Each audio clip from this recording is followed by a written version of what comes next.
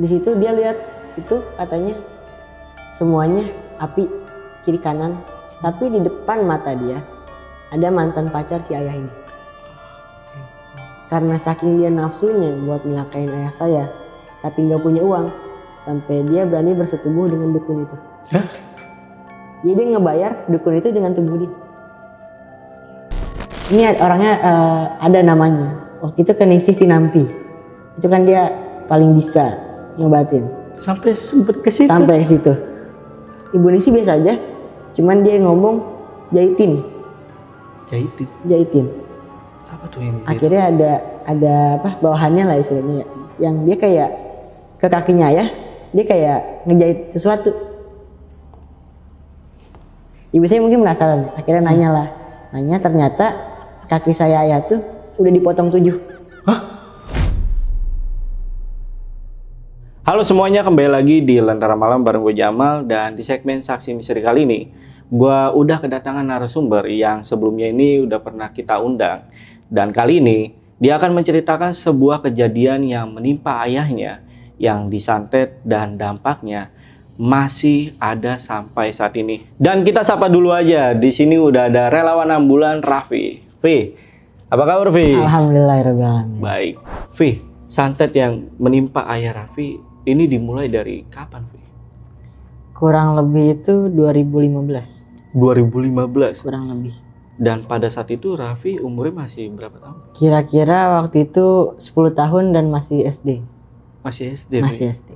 Dan itu masih sampai sekarang ya kejadiannya, Vi? Dampaknya masih sampai sekarang dan masih mungkin bisa terjadi di kedepan nanti. Bisa terjadi lagi? Masih bisa mungkin. Nah, kita sempat ngobrol kan, Vi, ya, di depan kalau kiriman santet ini dilakuin sama mantan pacar ayah Raffi. Untuk Raffi dan keluarga udah pernah ketemu sama mantan pacar ayah ini? Karena kebenaran sering silaturahmi, jadi pernah ketemu sama keluarganya, sama pelakunya juga. Oh gitu, Vi? Jadi Raffi sendiri pun pernah diajak gitu ya, Vi, sama ayah ya? Pernah. Selain mantan pacar ayah yang nyantet, itu ada lagi ya orang lain yang nyantet? Ada.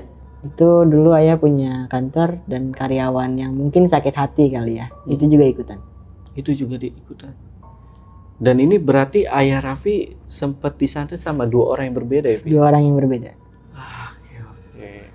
Yang penasaran, simak videonya sampai habis.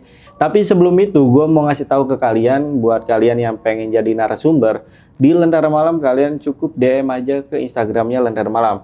Itu ada di @lenteramalam.id. Nanti kalian siapin dulu nih voice note yang akan mau dibawakan ke Lentera Malam. Untuk linknya gue taruh di deskripsi. Yaudah, buat kalian yang penasaran sama cerita lengkap dari Raffi, tonton videonya sampai habis dan tanpa basa-basi lagi. Saksi misteri, kita mulai.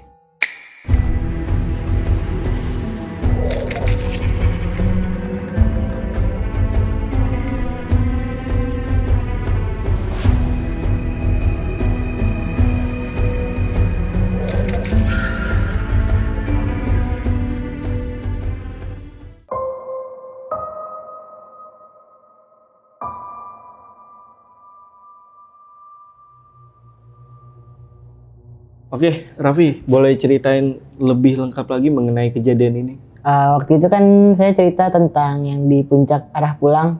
Itu yang motor saya ada belatungnya. Waktu yang jadi relawan ambulan itu ya? Itu tuh ada sangkut pautnya dengan santet keluarga.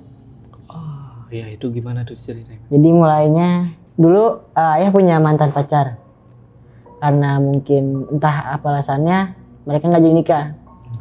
Jadi mantan pacar ini punya pendirian kalau misalkan saya nggak punya dia, intinya dia nggak boleh punya siapa-siapa gitu. Sampai waktu itu dia pisah, udah punya keluarga masing-masing, cuman istilahnya si mantan pacar ini belum rela lah sama bapak saya yang udah punya istri ini. Masih belum rela? Masih belum rela. Akhirnya selang beberapa waktu, oh iya kebenaran juga dia keluarganya itu masih nempel banget sama yang namanya adat istiadat, bahkan mistisnya juga masih banget, dan bisa dibilang ibunya juga itu bisa dibilang dukun. Berarti orang tuanya dukun? Bisa dibilang seperti itu. Dan selama beberapa waktu itu pisah. Dulu kejadian yang saya tahu itu 2015 karena waktu itu saya masih kecil dan saya berpikirannya hanya medis. Waktu itu ayah pernah, kan dulu saya tinggal Depok, nah ayah kerja di Kalimalang, Kalimalang Jakarta. Akhirnya kalau misalkan setiap hari Sabtu dan Minggu saya ke Kalimalang buat main lah sama ayah. Akhirnya pas saya nginep di situ, saya inget nih ada ibu saya lagi nyisiran. Saya ajak ngobrol dong, saya ajak ngobrol, ngebales segala macem, bicara kayak biasa. Tapi saya nggak tatap-tatapan sama dia. Akhirnya ayah saya bangun malam-malam, langsung manggil saya, Afi, kamu ngobrol sama siapa? Sama Bunda. Aku bilang gitu kan, sama Bunda. Langsung saya ditarik ke kasur, langsung ditutupin. Dah, itu saya nggak ngerti apa-apa gitu kan ya. Udah saya tidur lah di situ. Terus besokannya ayah nggak enak badan. Dan posisinya saya harus pulang dong hari Minggu dan besoknya sekolah gitu kan. Akhirnya saya pulang, dianterin, terus ayah balik lagi. Pas 1 hari kemudian, itu hari Senin, dapat kabar lah kalau ayah lagi sakit. Sakitnya itu pertama kaki nggak bisa gerak, full nggak bisa gerak. Tiba-tiba di pagi hari ibu saya nyaranin buat ke rumah sakit kan, karena posisinya kita memikirin pembayaran segala macem gitu kan. Ya udah kata ayah saya nanti aja, mungkin kaget otot segala macem. Misalnya kan kalau logika kan nggak mungkin tiba-tiba nggak bisa gerak banget gitu kan. Terus makin lama pas siang itu tangan mulai kebas, kiri kanan tangan mulai kebas, sampai sorenya itu tangan pun nggak bisa bergerak. Tiba-tiba ya kayak gitu. Tiba-tiba seperti itu. Akhirnya mikir, wah ini kayaknya stroke. Ini kayaknya stroke nih. Tapi karena kita gak berani bawa ke rumah sakit waktu itu, dan saya juga cuma terima kabar sedikit, pas malam itu seluruh badannya udah gak bisa gerak. Cuma bisa kepala. Akhirnya ibu saya ngurus segala macem, ibu saya yasinan segala macem. Saya ingat ayah saya cerita waktu itu dia cuman berdoa ke Allah. Ya Allah, kalau emang ini waktu saya diambil, ambil saya sekarang. Tapi kalau misalkan ini bukan kehendak-Mu, tolong kuatkan saya. Dia tidur, besok paginya semua itu hilang. Itu sempat disaksiin ketika ayah berdoa pada saat itu ya sama Raffi. Pernah disaksiin juga. Disaksiin. Dia bilang begitu. Dan karena emang kita nggak paham, jadi ya iya aja gitu kan, masih kecil. Akhir itu yang saya ingat, selang beberapa bulan kemudian lagi lah kejadian itu. Dengan sama, saya ngelihat bunda saya lagi di lorong sendiri. Saya ajak ngobrol dong, Bunda ngapain sih segala macam. Ayah saya langsung narik saya. Gak ngomong apa-apa, langsung narik ke kamar. Udah kita main, dan saya juga udah lupa gitu kan. Tapi pas saya masuk kamar kosan itu, ada bunda saya. Hah? Ada bunda saya dan saya gak pikiran apa-apa gitu kan. Oh ada bunda gitu. Oh pada saat itu? Pada saat itu gak kepikiran. Gak ngerasa aneh? Gak ngerasa aneh. Besokannya sama kayak tadi. Mulai kebas, tapi ini belum lumpuh ya, cuma kebas doang. Akhirnya mutusin lah buat ke dokter. Waktu itu pas sampai di rumah sakit, pas banget sebelah kaki kanan, kanan itu nggak bisa bergerak. Jadi istilahnya kan, jadi ada nih pas ada dokter gitu biar dokter tahu. Kan kalau begitu biasanya stroke ya. Stroke itu biasanya penyumbatan darah. Itu dirawat, terus dicek. Buat nyari penyumbatan darahnya di mana di seluruh tubuh, sampai dokternya heran-heran. Itu udah 2 kali dicek, nggak ada namanya penyumbatan sedikit pun. Saya ingat itu. Akhirnya dirawat 2 minggu di rumah sakit RSCM Jakarta. Habis itu pulang, dan di situ ayah udah mulai tinggal di rumah di Depok. Jadi dia udah gak Kalimalang lagi. Selama 2 minggu itu ayah dirawat, itu dokter masih belum ada yang tahu penyebab. Masih belum ada yang tahu. Dan akhir-akhirnya dilariin ke perut katanya. Bahkan kita sendiri pun bingung gitu loh, apa hubungannya gitu sama perut. Karena ayah pola makannya pun nggak sembarangan. Iya, karena udah pindah ke Depok, jadi kan saya nggak Kalimalang lagi ya. Di situ posisi saya udah ayah, kakak, saya bertiga. Nah, sama bunda saya di situ, ayah saya sering cerita, jangan lupa sholat segala macem. Dia nyebutin orang ini gak suka sama keluarga kita. Seenggaknya kita nggak usah ngebalas, tapi kita ngejaga diri kita. Raffi dikasih tahu. Kasih tahu. Mantan pacarnya. Mantan pacar. Mantan pacar ayah ya. Mantan pacar ayah. Akhir itu di situ alhamdulillah selama di rumah itu nggak ada gangguan segala macem. Sampai akhirnya ayah bisa berbisnis lah. Akhirnya punya kantor kecil-kecilan lah di rumah. Karena udah bisa ngantor di rumah, jadi bebas pengen keluar kemana aja. Cuman waktu itu sekali pernah ayah keluar ke mall sama saya juga bertiga sama bunda ke mall di Depok. Waktu itu posisi kunci mobil hilang, ketinggalan di satu restoran. Akhirnya kita balik lagi lah. Kita balik lagi, tanya ke penjaganya, Mas, ngeliat kunci mobil saya enggak?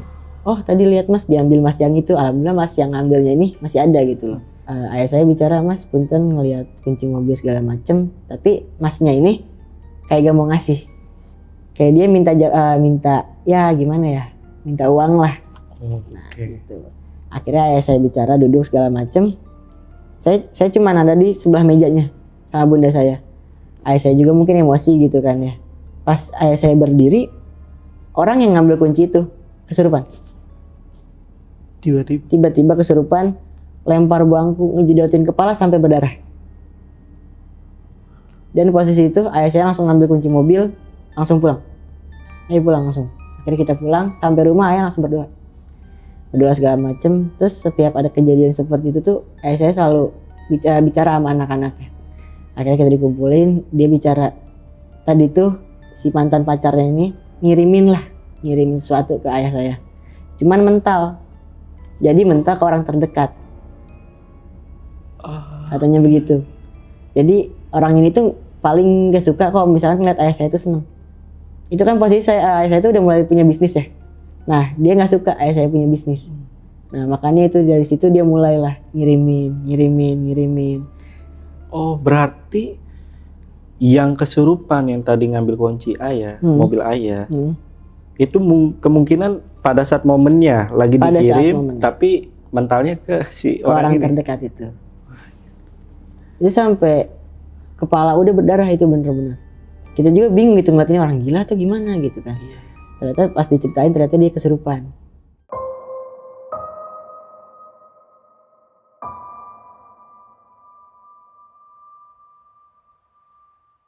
Akhirnya makin lama bisnis ayah tuh makin naik lah, alhamdulillah gitu kan. Di situ mulailah si mantan pacarnya ini iri lah kayaknya mah. Jadi dengan bisnisnya ayah, akhirnya di situ ayah dikirimin lagi. Entah itu kirimnya apa, tapi kali ini hanya kaki kiri kanan saja yang ada gejalanya doang. Tapi itu bertahan beberapa bulan. Jadi itu tuh bisa jalan, tapi pincangnya pincang banget.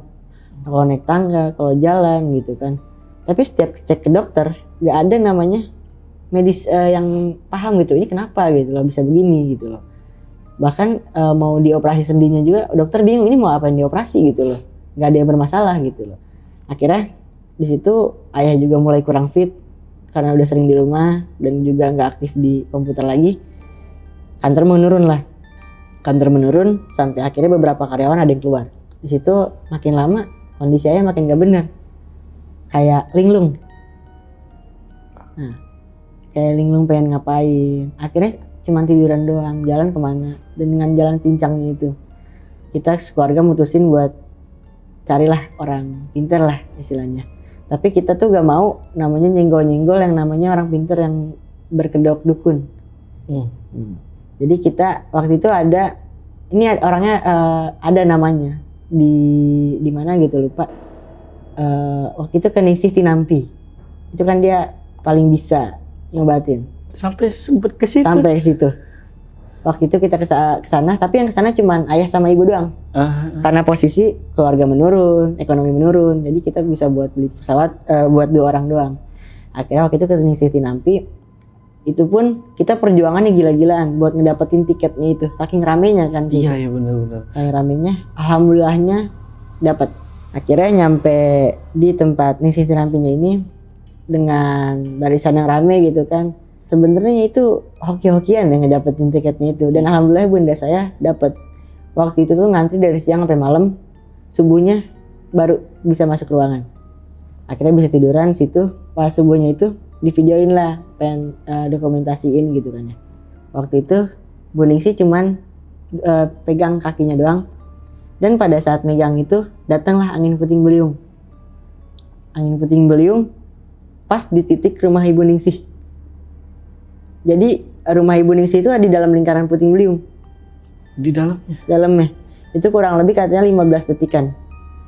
Dan pas hilang sekitaran rumahnya Ibu Ningsih ini ya terkena efek, ada yang hancur segala macam. Tapi rumahnya Ibu Ningsih ini gak kenapa-napa sama sekali. Dan itu berarti Sama banyak orang ya? Saksiin banyak orang. Sama pasien yang ada di Sama situ? pasiennya juga di situ banyak orang. Ibu Ningsih biasa aja, cuman dia ngomong jahitin. Jahitin. Apa tuh yang dijahit? Akhirnya ada apa bawahannya lah istilahnya ya. Yang dia kayak ke kakinya ya, dia kayak ngejahit sesuatu. Kayak ngejahit sesuatu. Akhirnya kan ibu saya mungkin penasaran ya. Akhirnya nanya lah. Nanya ternyata kaki saya ayah tuh udah dipotong 7. Hah? Jadi dipotong Di 7. penglihatan gak kasat matanya? Penglihatan gaibnya itu kaki ayah saya itu udah dipotong 7. Kan ibu saya nanya ya, apakah ini udah bersih? Terus kata ibu Ningsih belum. Jadi ayah saya itu katanya sih udah dimasukin ke perjanjian pocong. Jadi sukma ayah saya itu udah dipocongin. Hah? Jadi dia bebas mau ngapain pocong itu apa. Terus kan apakah bisa disembuhin? Istilah kan semua tuh ada biaya kan ya. Karena posisi kita nggak punya biaya, akhirnya ya udah yang penting ini bisa disembuhin dulu kakinya. Akhirnya dijahit lah, itu kurang lebih 3 menit lah, kiri kanan. Dan detik itu juga ayah saya berdiri bisa jalan lancar. Detik itu juga. Gila. Itu kita kan kita di Depok ya, anak-anaknya cuma dapat kabar ayah mau pulang misalkan tanggal 25, akhirnya dia surprise tanggal 23 dengan jalannya itu yang tegak. Mungkin karena dia terharu juga ya, ayah saya sampai nangis bisa jalan seperti itu. Oh, jadi sampai rumah udah dalam keadaan normal lagi. sehat Alhamdulillah, lagi. alhamdulillah. Tapi dalam kurung sukma ayah saya ini masih ada di dia. Oh, oke. Nah, alhamdulillah dengan kondisi ayah yang fit, mulailah ayah berkarir lagi segala macam. Sampai akhirnya dapatlah jabatan gitu kan. Di situ mulailah ada karyawan lagi. Waktu itu saya ingat karyawan itu ada 4 orang, semuanya cewek. Dan salah satunya ini sensitif banget sama yang begituan, mistis itu. Punya kelebihan ya. Punya kelebihan lah. Tapi dia nggak bisa ngelihat, dia cuma bisa ngerasain. Akhirnya selama kurang lebih 3 bulan itu karyawan di situ, kejadian lah pertama kali itu yang tadi sensitif itu kesurupan. Karena ayah saya mungkin udah biasa ditanya, apa maksud kamu kesini? Kamu nggak boleh bisa jadi begini. Jawabannya cuma begitu. Dan itu berulang-ulang. Jadi kita nanya apa aja, dijawabnya itu. Teman kantornya ini ada bapaknya yang istilahnya bisa lah ya. Akhirnya dipanggil lah ke rumah, kan kantornya di rumah ya. Terus disembuhin lah, akhirnya keluar, alhamdulillah, kasih minum segala macem. Dan di situ ayah saya udah mulai khawatir lagi apakah ini permulaan dari semuanya gitu loh. Jarak antara ayah udah sehat dari Ningsih Tinamsi itu sampai ada kejadian ini lagi berapa bulan atau berapa tahun, Vi? Itu kurang lebih setahun sih kayaknya. Setahun? Setahun. Udah setahun itu padahal. Iya, itu udah setahun. Lagi. Iya. Jadi kayak gimana ya, orang itu gak lepas. Bener-bener nggak lepas sama sekali. Akhirnya disembuhin, dan itu tuh semenjak pertama kali itu setiap 2 hari sekali pasti kesurupan. Mulai intens lagi ya? Intens banget. Dengan wujud yang berbeda-beda. Kadang Mbak Kunti, kadang anak kecil, kadang kakek-kakek, kadang juga hewan. Kesosok karyawan ayah itu? Dan cuma satu dia doang. Iya, dia doang. Nah, tapi bermacam-macam yang masuk. Akhirnya si yang temannya tadi ini dia punya saudara. Saudaranya ini bisa, dan dia ini berbentuk kelompok. Oh, punya kelompok. Punya kelompok. Akhirnya dipanggil lah sama ayah saya. Panggil segala macem. Dia pengen tahu bisa nggak sih kamu nyembuhin saya segala macem. Kita juga nggak tahu Pak. Paling kita bisa menghambat gitu kan. Waktu itu saya ingat malam-malam ada ritual pemanggilan sukma. Pemanggilan sukma. Jadi sukma mantan pacarnya ayah ini dipanggil ke, disebutnya apa ya? Jadi yang dirasukinnya ini, mereka punya satu tim. Nah, satu tim itu punya tugasnya masing-masing.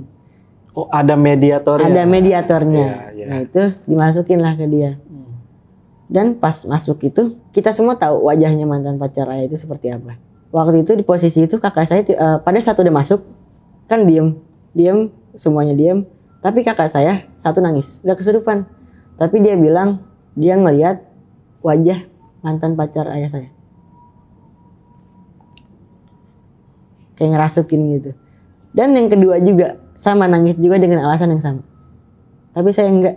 Oh, kedua kakak Raffi ini sama-sama nangis? Sama-sama nangis, sama-sama ngeliat yang sama. Kondisi rumah malam ya, dan ngamuk-ngamuk juga, kebenaran ngamuk-ngamuk segala macem. Kita mau tahu dong tujuannya itu apa. Dengan tujuan yang sama, dia bilang, kalau kamu nggak bisa hidup sama aku, setidaknya kamu nggak usah hidup. Dalam bahasa Sunda, karena emang dia orang Sunda ya. Jadi tujuan dia, yaitu dia gak mau ayah saya senang sama orang lain.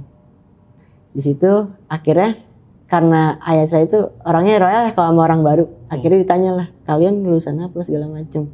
Dan kebenaran juga mereka tuh lulusan ada yang MM, ya istilah komputer lah.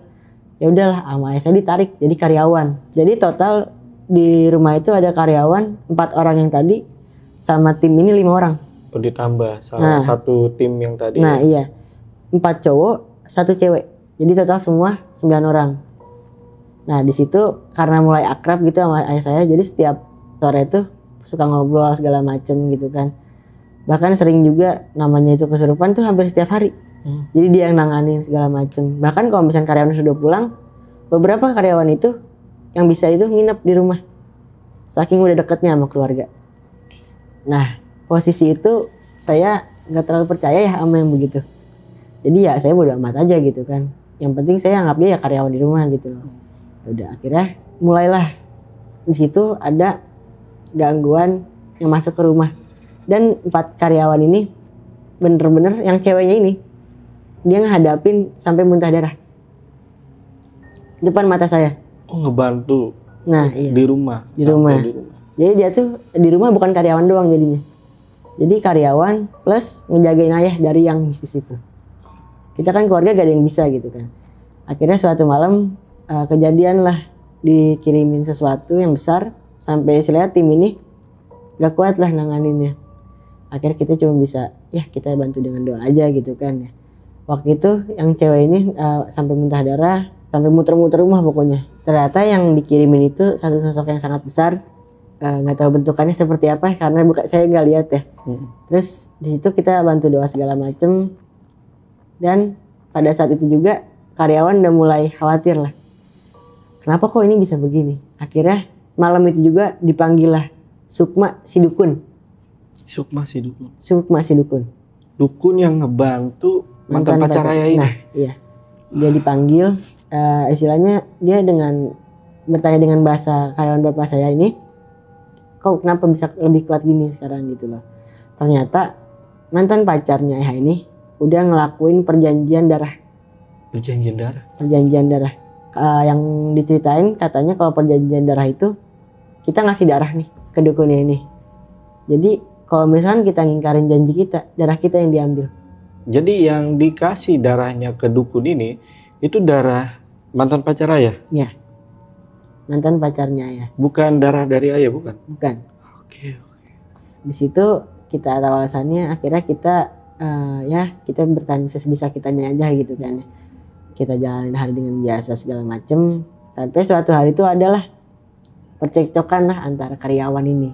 Salah satu timnya ini adalah punya masalah gitu kan ya dengan ayah, dengan pekerjaan gitu. Sampai akhirnya satu orang ini sakit hati mungkin dan keluar. Jadi tim ini tinggal berempat. Dan yang keluar itu cowok. Dan waktu itu tuh posisi rumah lagi adem. Udah beberapa minggu nih adem. Tiba-tiba si yang tadi sensitif ini kesurupan lagi. Tapi kata mereka ini kesurupannya beda. Kesurupannya yang ngirim beda. Bukan mantan pacar? Bukan. Dan setelah katanya dicari tahu, ternyata yang ngirim itu yang karyawan yang sakit hati itu. Jadi ayah saya ini disantet oleh 2 dukun. Iya, 2 dukun yang berbeda. 2 dukun dan yang orang yang berbeda. ya. Nah, tapi tujuannya 1 orang. Dan di situ juga karena mungkin karyawannya yang udah tahu dalemannya ayah gitu kan. Jadi nyerang ayah itu dengan gampang banget. Akhirnya mereka kan kalau misalnya mereka ngobrol pasti ada saya. Jadi mereka cari solusi dengan waktu itu tuh katanya nanam tulang babi. Nanam tulang babi? Nanam tulang babi. Di perbatasan rumah. Pojok-pojok.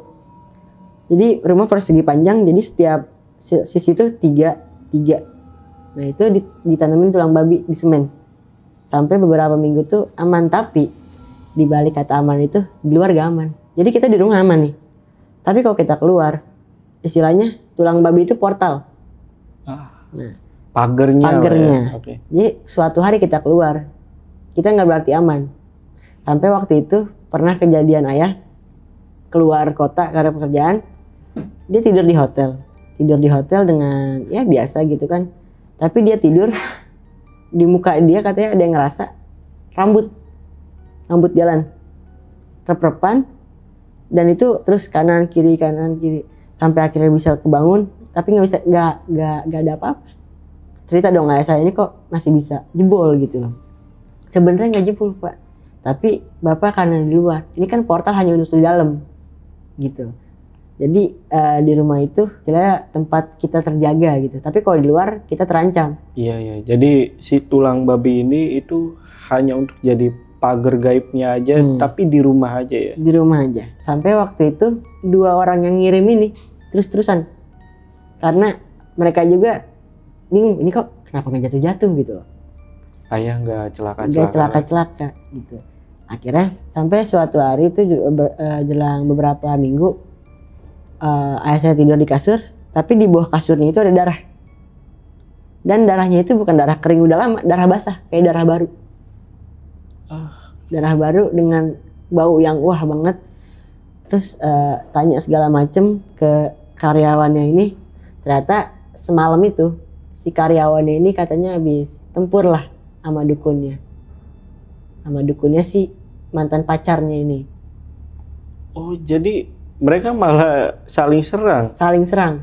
Musuhnya ayah ini nih? Musuhnya.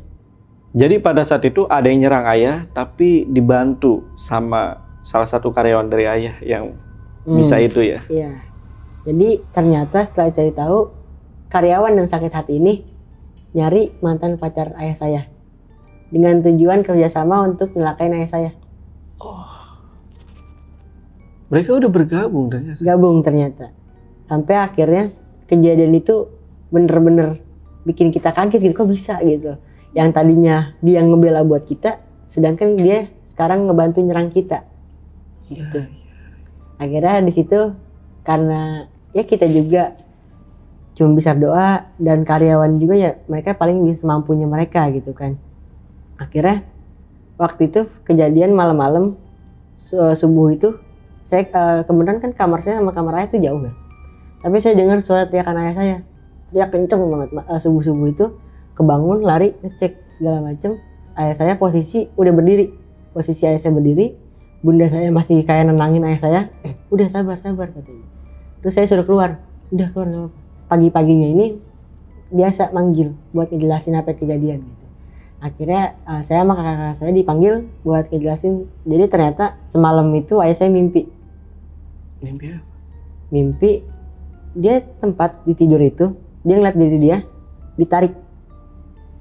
ditarik sama satu sosok, gak tahu sosok apa. Tapi yang ditarik ini kayak arwahnya aja. Ditarik ke kayak portal gitu. Akhirnya dia masuk ke sana. Di situ dia lihat itu katanya semuanya api kiri kanan. Tapi di depan mata dia ada mantan pacar si ayah ini. Dan kenapa dia teriak? Jadi pas dia teriak itu katanya ada bola api. Banaspati. Itu nyerang ke dia. Besar banget nyerang ke dia, dan di situ dia baru bisa bangun. Dan pada saat bangun itu udah shock segala macem, akhirnya nenangin diri, ditenangin juga sama bunda. Di situ ayah saya cerita begitu, dan ayah saya sadar ini pasti ada yang beda lagi nih. Istilahnya antara apa dukunnya atau perjanjiannya. Akhirnya malam itu juga karyawan yang ada di rumah itu manggil Sukmanya lagi. Sukma si karyawan yang sakit hati. Oh, ini kali ini Sukma si karyawan yang sakit Sukma hati. yang sakit hati itu. Akhirnya ditarik. Saya cuma bisa dengar lihat dia bilang sekarang mereka udah nggak pakai 1 dukun, tapi mereka pakai 7 dukun. 7 dukun buat nyelakain ayah saya.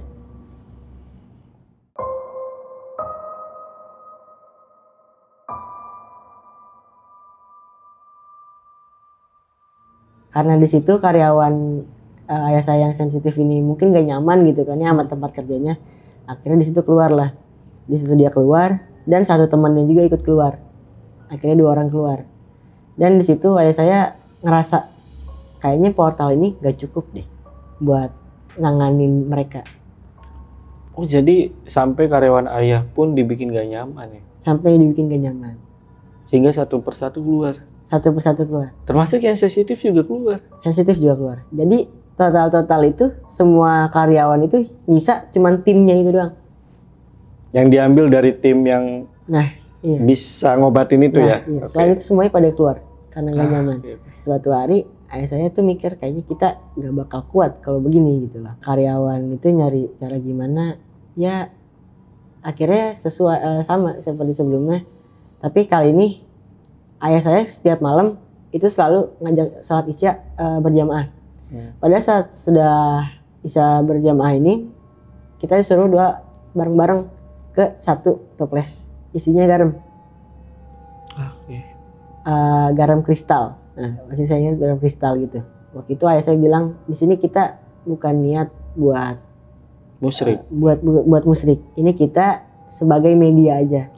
Media akhirnya kita doa segala macam. Jadi setiap malam itu ayah saya nebarin garam itu ke sekeliling rumah. Sekeliling rumah, sekeliling kamar. Dan selalu nyalain satu rokok. Yang rokok itu wanginya wangi banget. Jadi satu rokok itu dinyalain, serumah-rumah bisa nyium. Raffi sempat ngelihat ada mereknya. Oh nggak ada, itu kayak rokok lintingan. Rokok lintingan? Rokok lintingan. Tapi dihisapnya sama siapa? Sama ayah juga. Sama ayah juga? Sama ayah juga. Okay. Dihisap, dinyalain dah, ditaruh. Sampai akhirnya itu habis. Dia setiap malam tuh selalu ngelakuin itu. Setiap malam. Saat isya berjamaah, doa juga bareng. Sampai berapa lama? Itu kurang lebih 1 bulan ada. 1 bulan? 1 bulan itu setiap ada. hari tuh? Setiap hari itu ada. Gokil. Sampai akhirnya satu hari itu pagi-pagi itu saya dibangunin sama nenek saya. Dibilang, Afi bangun, papa masuk rumah sakit. Katanya begitu. Itu saya kaget langsung bangun. Langsung ngecek ayah saya. Dan bener seluruh tubuhnya ini udah mulai kebas. Seluruh tubuhnya udah mulai kebas. Akhirnya udah panggil itu supir bawa ke rumah sakit. Akhirnya pakai mobil pribadi ke rumah sakit. Dan di rumah sakit juga dicek. Waktu itu bawa rekam medis yang dulu di RSCM ya. Kan ini di beda rumah sakit. Akhirnya bawa rekam medis. Akhirnya saya nanya lah, apakah ini ada sangkut pautnya penyakit yang dulu, stroke yang dulu gitu lah. Kata dokternya mungkin ada. Tapi permasalahannya di sini kita gak nemuin di mana penyumbatan darah itu. Lagi-lagi gak nemuin? Lagi-lagi gak nemuin penyumbatan darah itu di mana. Rekam medis yang dulu kan juga gak nemuin tuh? Gak nemuin. Jadi dia juga bingung, ini rekam medis juga ini gak ada penyumbatan darah. Sedangkan kita cek juga gak ada gitu loh. Akhirnya karena gak ada penyumbatan darah, hari itu juga boleh pulang. Waktu itu dibawa pagi, sore udah boleh pulang. Tapi kondisi ayah pada saat itu gimana, Vi? Waktu itu kondisi ayah, kaki sebelah kanan udah mulai agak pincang. Dan linglung. Kondisinya udah gak sehat ya? Udah gak sehat. Tapi disuruh pulang tetap? Iya, waktu itu pulang. Sampai waktu itu kan biasanya anak-anak kantor pada ngopi di belakang ya. Saya biasa ikut di belakang. Sampai akhirnya ayah datang. Ayah datang dengan kaki yang pincang. Tapi dia cuman diem. Jadi kayak dia ngomong ngapain, kayak linglung aja gitu. Jadi kita juga ngelihat kayak aneh gitu loh. Akhirnya ngobrol segala macam, setiap omongan ayah saya cuma senyum gitu doang. Gak ada ngomong satupun kata. Itu biasanya dia kalau misalkan ngopi di kantor tuh bisa sampai jam 2, jam 3. Tapi itu 15 menit udah dia balik ke kamar. Dan biasanya juga ayah pasti ngobrol-ngobrol dulu. Ngobrol-ngobrol dulu. Ini gak ada omongan satupun yang dilontarin dari ayah. Salah satu karyawannya itu bilang ke saya, Vi, kamu yang sabar ya. Kenapa emang? Tadi itu bukan ayah. Hah? Iya, tadi itu bukan ayah. Jadi hampir 100% sukma ayah itu udah ada di pocongnya dia ini. Yang dulu pernah ada. Tapi sebenarnya ini perjanjian si mantan pacar ayah ini perjanjian darah atau perjanjian pocong, Vi? Setahu saya sih dua-duanya. Tapi pocong duluan. Jadi udah dua-duanya. Udah ngelakuin 2 perjanjian? 2 perjanjian. Perjanjian pocong dan perjanjian darah? Iya. Sampai saya pernah dengar dari karyawan bapak saya ini, karena saking dia nafsunya buat nyelakain ayah saya, tapi nggak punya uang, sampai dia berani bersetubuh dengan dukun itu. Hah? Jadi dia ngebayar dukun itu dengan tubuh dia. Habis itu keadaan pulang, saya diceritain begitu ya, saya cuma bisa sabar, berdoa segala macem. Akhirnya malam itu saya tidur dan paginya juga sama kejadian, saya dibangunin, papa sakit lagi. Karena kita udah, yang kemarin udah nggak bisa, akhirnya kita bawa ke RSCM, dari Depok ke RSCM. Beda RSCM nih? Beda. Oke. Waktu itu karena di rumah sakit yang pertama itu kita datengin, rekam medisnya ada di rumah sakit lain, mungkin bisa ngebantu nih kalau misalnya kita ke rumah sakit yang sebelumnya gitu loh. Akhirnya kita ke rumah sakit yang sama. Waktu itu saya juga ikut OTW pakai motor, karena posisi pakai mobil pribadi, keadaan urgent, harus cepat-cepat ke rumah sakit. Akhirnya sampai di UGD, di situ ibu saya ngegotong ayah sama saya ke berangkar disebutnya ya. Akhirnya dibawalah ke UGD. Waktu itu posisi ibu lagi daftar, saya lagi temenin ayah. Waktu itu saya ingat banget, ayah saya nangis. Dia bilang ke saya, kamu yang sabar, kamu kuat. Dia bilang gitu ke saya di UGD itu. Posisi sambil nangis, saya juga kan gak mungkin nangis ya. Kalau misalnya saya nangis ntar malah makin-makin. Jadi saya cuma bisa semangatin ayah saya. Dan itu kata-kata terakhir yang saya dengar sebelum ayah saya bener-bener gak ngomong. Jadi sesudah itu dia gak ngomong apa-apa. Dia diem. Dan dokter pun ngecek segala macem. Waktu itu datang siang, dicek segala macem, sama gak ada penyumbatan darah. Akhirnya dirawat dulu di RSCM itu, karena dokter juga bingung kali ya, ini penyumbatan darah di mana gitu kan. Dirawat sampai kurang lebih 2 bulan. 2 bulan kurang lebih. Waktu itu kan saya lagi jaga ayah ya, tidur di rumah sakit. Pagi-paginya dokter biasa kan ngecek. Akhirnya si dokternya itu manggil saya buat turun ke bawah. Waktu itu saya ikut dong, ada apa gitu kan. Akhirnya saya ke bawah, keluar rumah sakit. Ada depan tuh ada tukang bubur gitu. Saya diajakin makan sama dokter itu, sedangkan saya nggak kenal gitu kan sama dokter itu. Tumben gitu kan. Dokter itu bilang ke saya, kamu yang kuat, karena kemungkinan kamu nggak bakal sembuh 100%. Dan di posisi itu juga dokternya nanya ke saya, apakah ayah itu ada yang gak senang? Dokter yang ngomongnya begitu ke saya. Pagi-pagi ngajakin makan bubur nanya seperti itu. Terus saya bilang, ya ada, saya bilang gitu. Terus dokter itu juga bilang, kemungkinan yang ayah kamu alamin bukan medis. Jadi mau berapa lama pun kita rawat di sini, ayahmu bukan di sini tempatnya buat disembuhin. Dokternya sampai percaya. Dokter yang ngomongnya begitu. Ya di situ saya posisi nangis gitu kan segala macem. Akhirnya dokternya sabarin saya. Terus selama beberapa minggu kemudian ayah saya keluar dari rumah sakit. Di situ kita mikirin gimana caranya biar ayah saya ini bisa sembuh. Waktu itu kita salah sih sebenarnya. Waktu itu kita manggil orang pinter dari Kalimantan bener. Asli Kalimantan. Asli dari Kalimantan. Kita manggil dan kita itu sebenarnya nekat-nekatan sih. Nekat-nekatan, entah apa yang bakal terjadi, yang penting kita berusaha aja dulu gitu kan. Datang waktu itu posisi ayah nggak di rumah. Soalnya kata si karyawan ini, apa yang di rumah karena rumah ini lagi diincer. Jadi waktu itu ada saudaranya itu punya apartemen dekat rumah sakit RSCM. Jadi waktu itu nginep di situ. Istilahnya orang pintar yang dari Kalimantan ini datanglah ke rumah. Datang ke rumah, ya mau kayak gimananya. Waktu itu dia nginep di kota saya itu kurang lebih 4 apa 5 hari gitu. Di hari ketiga ini dia mulai bilang mau ritual. Akhirnya malam-malam sesudah maghrib dia ritual. Ritualnya itu semua keluarga saya yang di rumah dijejerin, ditutup dengan kain putih, ditutup lagi dengan kain hitam. Dan di depan kita itu ada makanan yang bisa lah dibilang sesajen. Pas saya ditutupin begitu saya sadar, pas kan dia ngebaca bacaannya dia ya, saya pikir kayaknya ini bukan bacaan Al-Quran gitu loh. Dan di situ keluarga nyesel.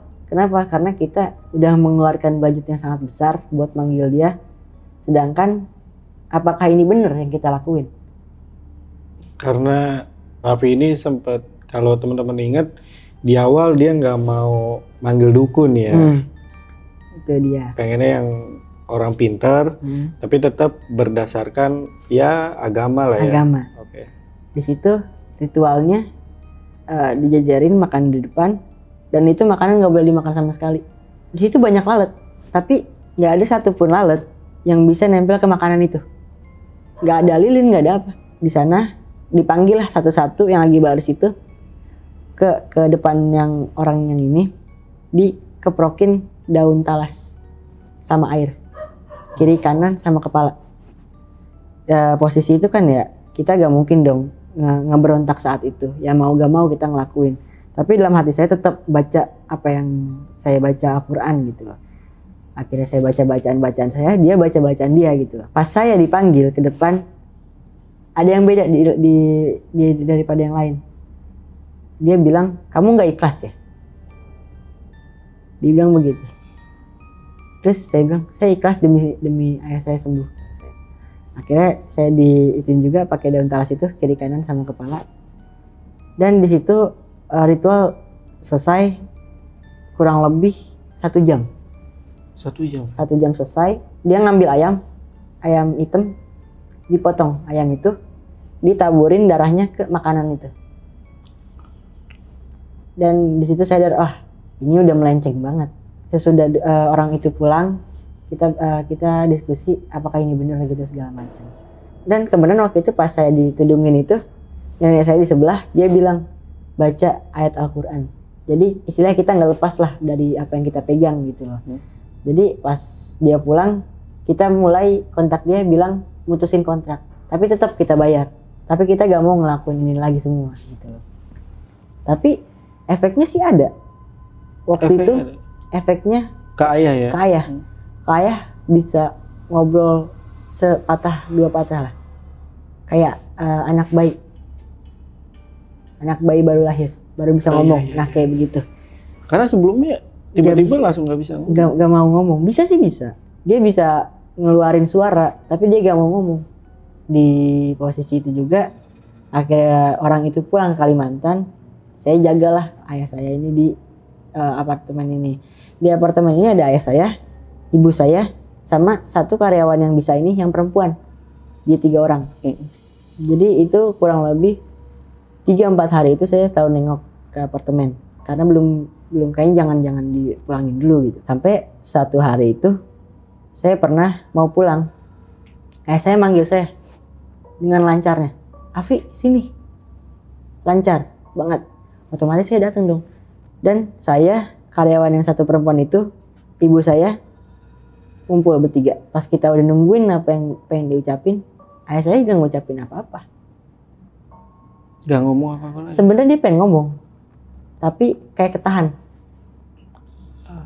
Iya. Karyawan yang perempuan ini juga bilang, papamu bisa ngomong, tapi dia dibekep. Karena ayah saya udah gak bisa ngomong, akhirnya saya pulang. Perjalanan itu alhamdulillah tuh gak ada apa-apa. Ya kita dari rumah cuma bisa berdoa aja gitu kan. Terus pas selang beberapa minggu, ayah saya ini pengen pindahin lah, jangan di apartemen terus. Akhirnya pindah ke saudara yang bisa. Dia jadi kayak ustadz, punya pesantren. Akhirnya ayah saya nginep di pesantren itu kurang lebih 1 bulan.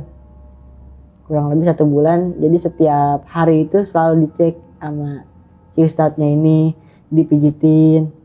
Kan waktu itu yang nginep cuman ayah saya sama ibu saya aja gitu kan ya. Setelah 2 minggu berjalan, dia nginep di sana di Cipanas ini. Saya datang dan saya kaget ngeliat ayah saya sekarang udah bisa salaman, walaupun kaku gitu, tapi dia bisa salaman. Setengah badannya ini lancar, setengah badannya enggak, jadi kayak kaku gitu. Akhirnya jujur situ saya nangis gitu kan, terharu gitu kan, saya bisa ngobrol juga udah mau ngomong. Tapi tetap bahasanya dia belum bisa dipahami sama kita gitu loh. Terbata-bata. Gitu. Terbata-bata dia ngomong juga kurang jelas. Dan kesibukan dia di sana ya cuman sholat, nonton TV segala macem, nggak ngelakuin sesuatu yang bikin sehat gitu, nggak sama sekali. Di situ kurang lebih itu sebulan, akhirnya pulanglah ke rumah. Sebelum pulang ke rumah itu, saya ngobrol lah sama si ustadznya ini. Sekarang papa saya apa kabar? Alhamdulillah jauh lebih baik. Dan alhamdulillahnya juga sukma ayah kamu udah 100% ada di ayah kamu. Tapi tetap aja namanya, istilahnya kan ayah saya udah dicelakain sama berapa dukun, tetap aja kan pasti ada efeknya. Dia udah bisa pulang, alhamdulillah udah bisa jalan tapi harus pakai tongkat gitu kan, karena setengah badannya lumpuh. Jadi sembuh tapi nggak 100%.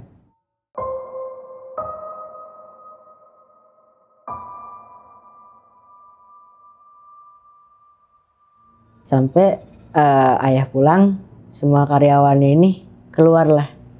Jujur mereka itu selama di rumah nggak digaji, akhirnya mereka keluar karena mungkin tugas mereka selesai. Tapi kalau misalkan silaturahmi ke rumah masih tetap gitu loh, masih tetap. Terus selama beberapa hari mereka keluar, nenek saya kan suka biasanya bangunin orang subuh ya, buat sholat subuh. Dia waktu itu di ruang tamu ngelihat si karyawan yang sakit hati ini.